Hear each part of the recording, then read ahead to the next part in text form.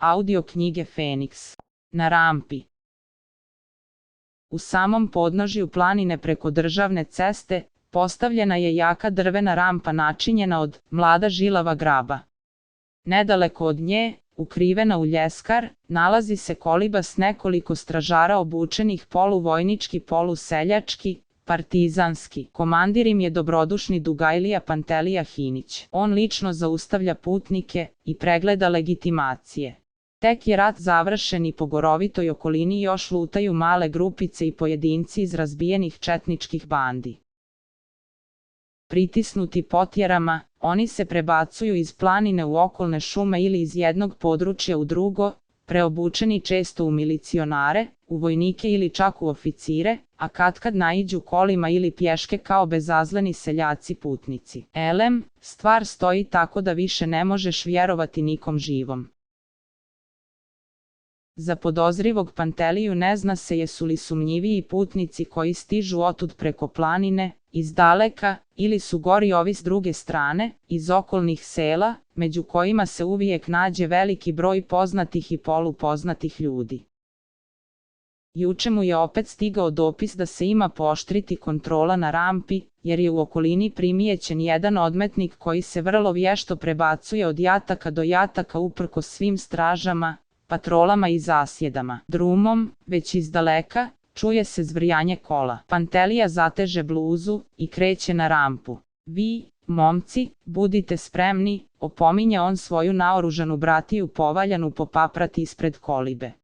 U veselom kasu, zvoncajući ormom, stižu konji pod lakim kolima punim šarene ženske čeljadi.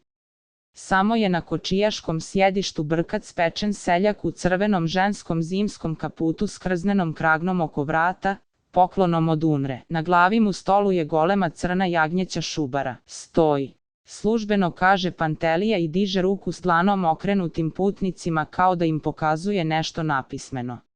Stali smo, stali u svako doba, kad to naši svjesni drugovi narede, veselo kakoće kočijaš i zateže uzde. Op, da se stane bez diskusije, ovo je naša narodna cesta i naša rampa. Seljak se zagleda u Panteliju, iznenađeno gakne i skače iz kola. Ma jesi li ti to, Panto, jabuko moja, kumiću moj rođeni? Otkuda baš ti ovdje? Nijesam te vidio ima dobre 2 godine. Sad Pantelija obradovano razvlači usta i širi obje ruke u susret kočijašu. Kume Petre, oče rođeni, otkuda ti?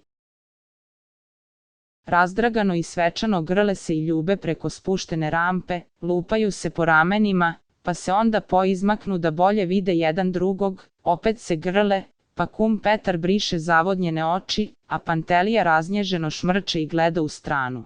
Pa zbilja, kume Panto, ostade li ti meni živo ovoga krvavog rata protiv okupatora i njegovih domaćih pomagača? Pita kum Petar i u nevjerici zagleda uniformisana Dugajliju. Ostadoh, za dlaku, stidljivo priznaje momak. Pa i meni se nešto čini da jesi, raznježeno kaže seljak i opet širi ruke.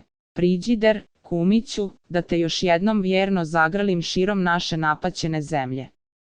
Ponovo se grle tako srdačno da sve rampa škripi između njih, a onda se opet odmiču jedan od drugoga kao da hvataju zalet za novo oduševljenje. Pa gdje si ti meni, kume Petre, dosad bio? Prijekorno se zagleda Pantelija u došljaka. Sve štokud po stražama i osiguranjima, pa nikada da te vidim. A ja, kumiću, već 3. godinu radim kod odbora gore u svom selu, ponosito guče usukani kum. Nesebično dajem sebe za opštenarodne ciljeve ove naše borbe. O moj kumiću, jabuko moja, hodi der ovamo. Opet se grle, lupaju po ramenima, a onda se zarumenjeni kum Pantelija izmiče za korak od rampe, zateže bluzu, salutira i kaže ozbiljno i službeno, druže, molim legitimaciju. He he, legitimaciju, smije se seljak. Šta će ti legitimacija? Takav je propis. Bez legitimacije se rampa ne diže. Pa, kume, brate, zar ti mene ne poznaješ? Širi kočijaš ruke. Kako neću poznavati svog rođenog kuma? Čudi se stražar i prilazi rampi. Daj, bolan, da te još jednom zagrlim. Zar ja svoga kuma? Pa daj onda diži tu rampu. Kume, bez legitimacije niko ne može proći, takvo je naređenje. Evo, da ti pokažem. Ma šta ti to meni veliš, kumiću? Tako ti je, kume, ozbiljno kaže Pantelija. Dešava se tako nekima, propuste seljaka bez legitimacije, a kad tamo, preobučen bandit. Pa zar ja bandit, kume? Beči se seljak. Ne dao dragi Bog tako nešto ni pomisliti. Pobuni se stražar. Zar moj najrođeniji kum? Ma priđider da te cmoknem, rode moj. Eto ti, de. Znao sam ja da ti na svoga kuma nećeš baciti ružnu parolu. Zar mene legitimisati? Pantelija se opet ukoči iza rampe i tvrdoglavo ponovi, kume, propis je propis. Ne znam ja ko si ti, dok ne vidim. Seljak se uozbilji. Kako nećeš znati? Gledaš me pred sobom, poznaješ. Čem će ti onda ono, lice osrednje, stas okrugao? Ta veruješ li svojim očima? Kakve oči? U ovome poslu to ti ništa ne važi, odreza Pantelija. Eto, na primer, neki dan, u patroli, gledam ja jednu bukvu, gledam je ravno u lice i mislim se, bukva, šta tu ima drugo? A kad tamo?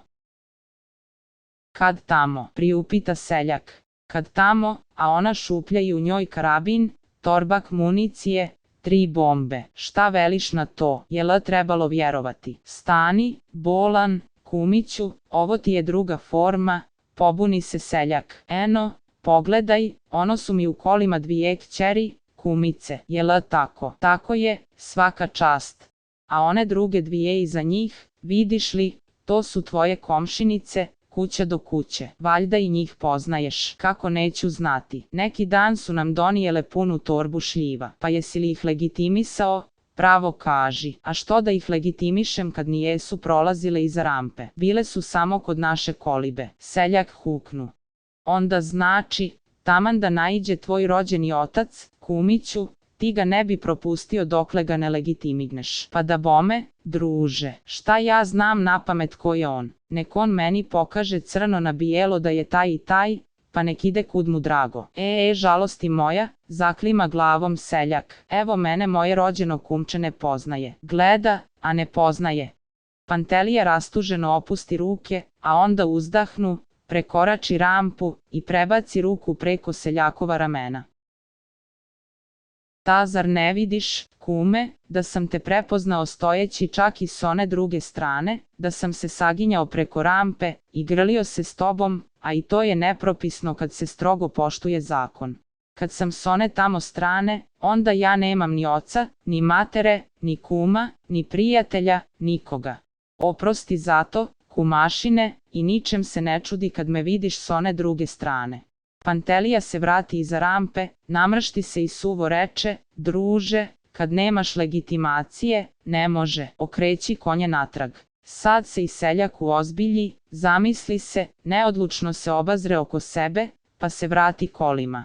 Šuškao je tamo nešto sa ženama, pa onda svi siđoše s kola i s legitimacijama u rukama priđoše rampi. Prednjačio je kum kočijaš. Evo, kad nije druge, tu su legitimacije. Pantelija izbeči oči. Pa dobro, što si onda toliko zatezao kad svi imate isprave? Što? Smače ramenima, seljak. Vidim, tu nam je na vlasti naš poznat čovjek, rođeni kum, pa kao velim, da prođemo nešto lakše i jeftinije. Znaš kako je, treba svom i kroz prste progledati, živi smo ljudi. Audio knjige Feniks.